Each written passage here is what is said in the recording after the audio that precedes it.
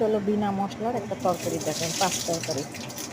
তেজপাতা পাঁচফোড়ন ফোড়ন দিয়ে সব সবজি ঢেলে দিলাম। এটাকে নাড়াচাড়া করে ভালো করে মজিয়ে নেব। মজিয়ে এর মধ্যে দেবো নুন, 1 চামচ মতন হলুদ দেবো। চামচটা পড়ে গেল, কিছু মনে করো না। এর মধ্যে দেবো 1 চামচ বাটা লঙ্কা। ভাজা ভাজা করে কাটুয়ার ডাটা দেবো। কাটুয়ার ডাটাগুলো দিয়ে দিলাম।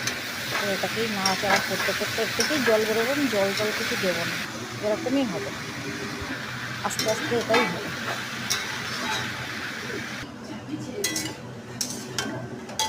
এরকমভাবে বানিয়ে খেয়ে দেখো, খুব ভালো হয়। সঙ্গে থেকো, ভিডিও ভালো লাগলে লাইক সাবস্ক্রাইব করো।